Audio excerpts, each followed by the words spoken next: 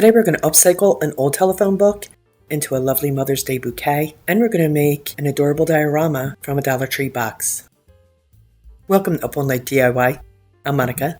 Thanks for joining me.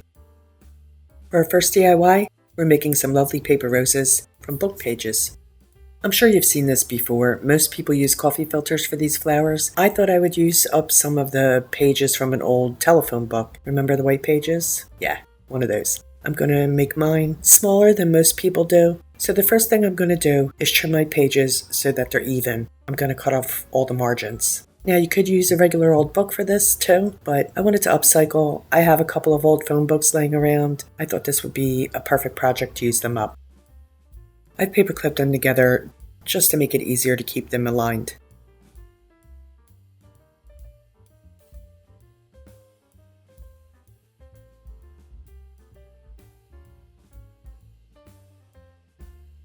I fold my paper in half so that I get double the amount of circles. I paper clipped maybe 5 or 6 sheets together.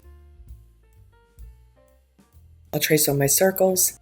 I'm using a 2.5 inch diameter. I used around 15 to 20 circles for each flower, and now I'll cut them out. To shape the flowers, I'm going to use the detergent bottle lid. A shot glass would work too. Any kind of lid, really. You really just want a container that's in proportion to the size of your circle. We're going to fold the circles so that half of the circle is inside the lid and half is outside. So you're just going to fold it right over the edge, and I'll give it a good crease. Curve it around the edge there.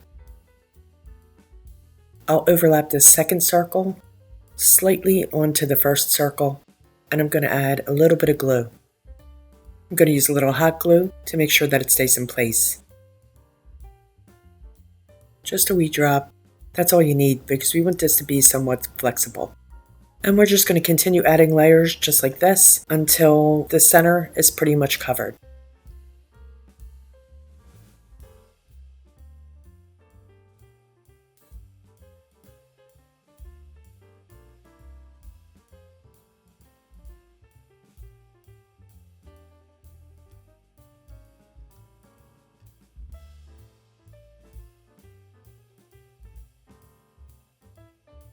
Now we'll flip it over and remove the lid. There we go. And we have our rose.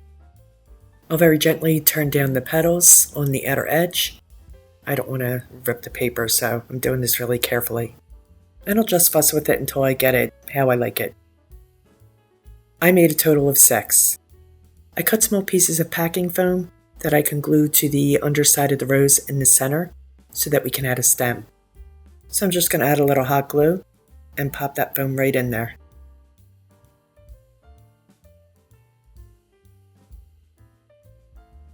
I'm going to take one of my spare circles and push a skewer through it. I've cut the skewer down to 5 or 6 inches. We're going to push that right into the foam. And then we'll take a little hot glue and we'll paste down that circle so that it covers the foam. We don't want to be able to see that. I also added a wee bit of hot glue around the skewer just to make sure that it stood up straight. And there we go. There's a lovely rose. Now, we'll make 5 more.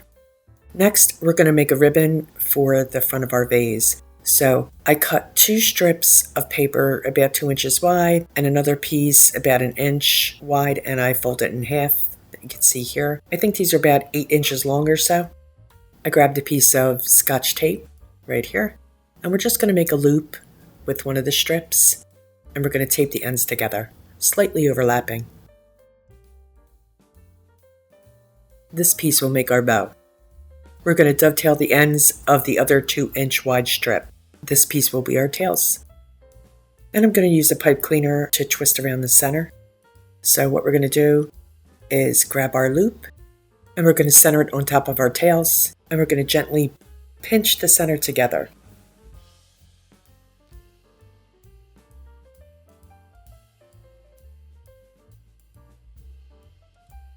And now we're just going to wrap that pipe cleaner around the center just like we would if it were ribbon. Give it a good twist.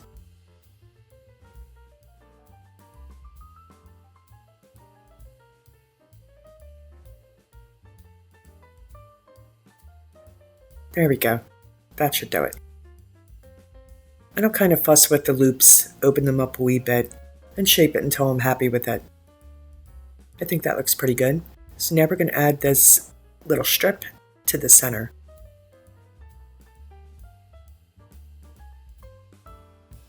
As you can see, I'm just going to wrap it around, I'll hot glue it in place, and cut off the excess.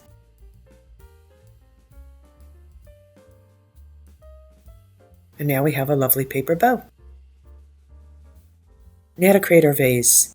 I'm using an 8.5 by 11 inch piece of black cardstock, cutting it down the center at 4 1/4 inches, giving me 2 equal parts. I'm going to score both halves, first at the 1/2 inch mark, all the way down the paper. Then I'm going to flip it over and score on the other side at the 1 inch mark. This is going to give me 1/2 inch creases when I do the folding.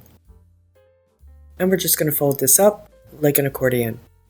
We'll repeat this process on the other half.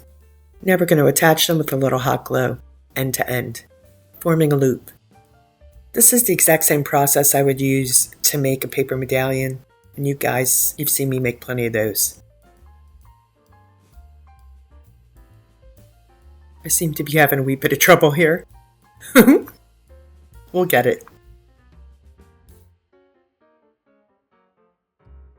Yay! This is going to be the cover for our vase. I filled an old candle jar with some scraps of styrofoam. This will give us a foundation to stick our flowers into.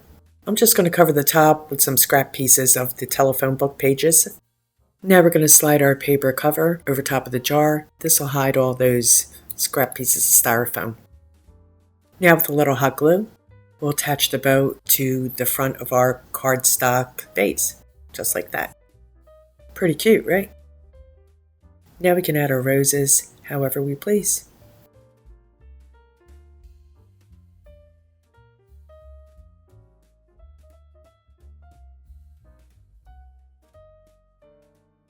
This is a lot prettier than I was expecting, to be honest. And I gotta say, I love the fact that it's made with upcycled telephone book pages. Let me know what you think. DIY 2, a Mother's Day diorama using a Dollar Tree box. Last time I dipped into the Dollar Tree, I saw these cute little hinged boxes. They only had 2, so I grabbed them both, because you know I love me a good box. We'll also be using some Sonja texture paste. And I pulled out a mini stencil with clock faces and numbers and whatnot on it. I'm going to tape it right to the top of the box here. I love this stencil. It's got a real steampunk theme going on. Just figuring out what part of the stencil I want on the top. With my palette knife, I'm going to spread some of the texture paste onto the stencil. A nice thin coat. I want to make sure that I fill in all of the little cutouts with the texture paste. And then I'm going to use my palette knife to scrape off any of the excess. I'll hit that with my heat gun to dry it. And then I'm going to repeat the process around the sides. I did use different sections of the stencil just to mix it up a wee bit.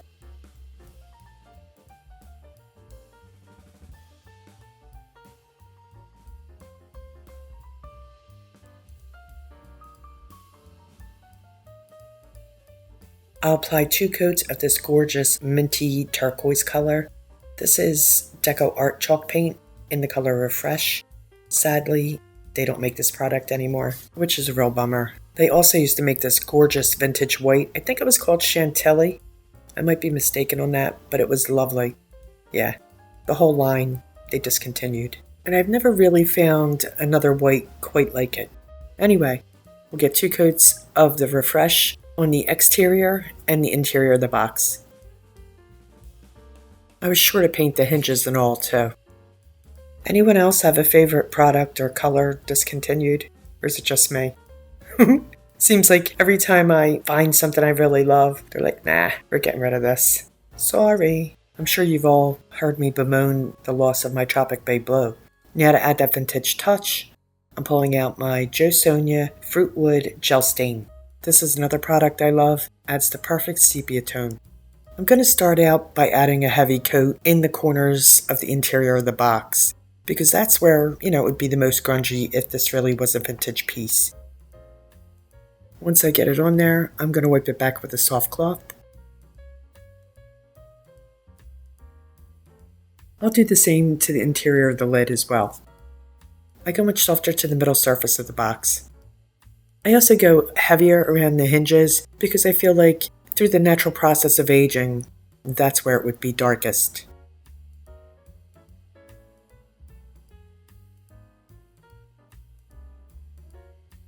I'll make my way around the box applying the stain, wiping it back until I'm satisfied with the color.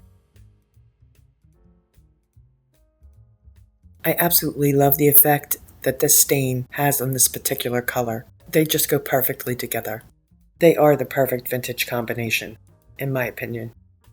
The stain is really settling nicely into the grooves of the texture paste, really enhancing the embossing. I'm going to grab my Jolie Black Wax to add to the antique aesthetic. Once again, I'm focusing on the inner corners of the interior of the box. And I'm basically applying this the same way, going heavy in the corners, and then I'll come in with a soft cloth and wipe it back. For the rest of the box, I'm going to lightly dust the outside with black wax. I don't want it to be too dark, but I definitely want it to accentuate the texture paste. Also, I don't want to overwhelm the stain that we just put on, because I really do love that. Once I finish up with the wax, I'm going to give it a coat of clear matte sealer spray. Before we add any ephemera to the interior of the box, I want to paint in some stars on the interior lid. I'm using Hippo Gray first as a shadow. These are just simple starbursts, aligned straight down with an X through the center. To add the star shine, I'll come back in with Americana bleach sand, and I'm painting slightly to the right of the shadow.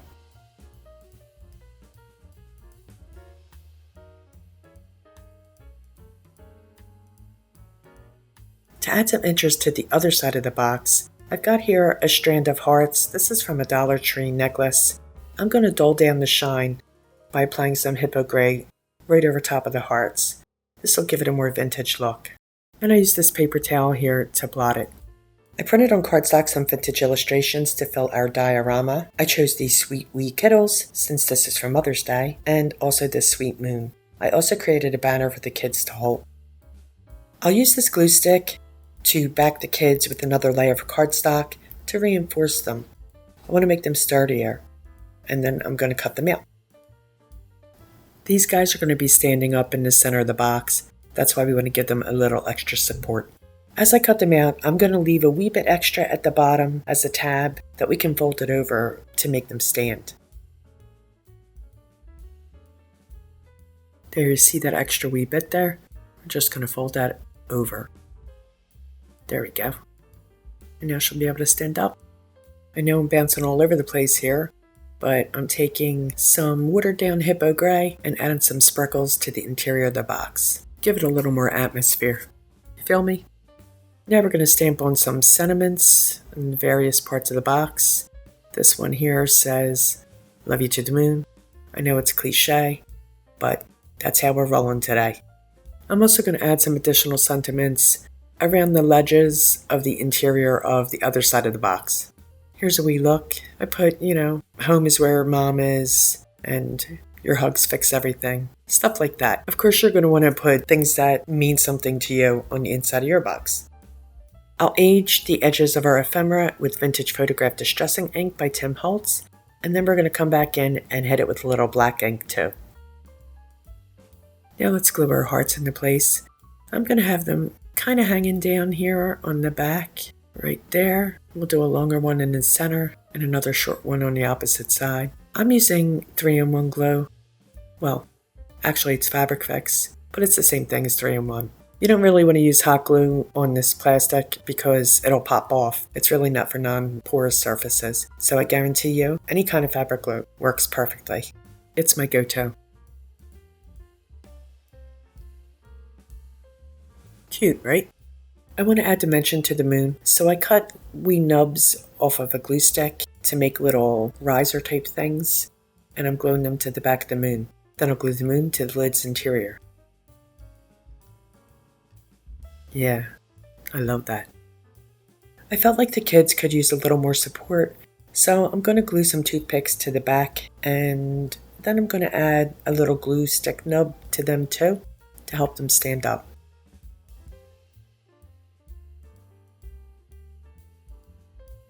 Let's take a look and make sure it's going to work.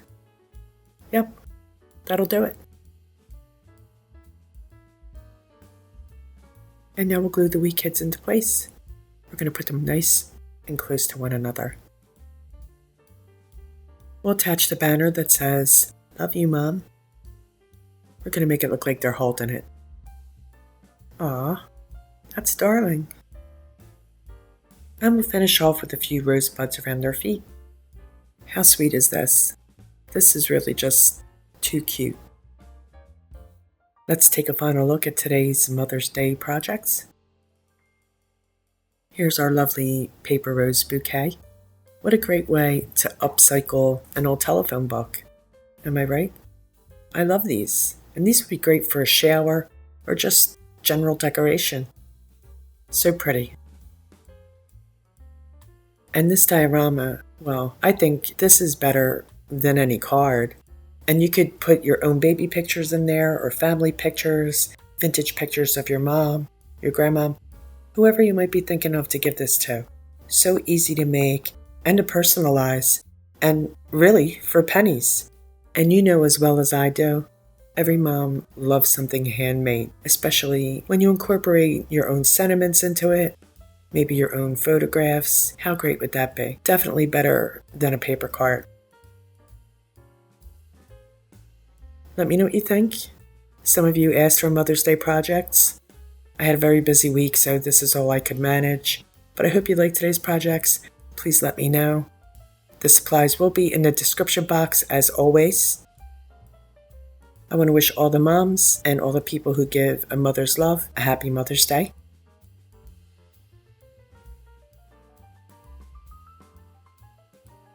Please like, share, comment, and subscribe, and all that good stuff. Stay creative, my friends. Thanks for hanging with me. See you next time. Up all night with Monica.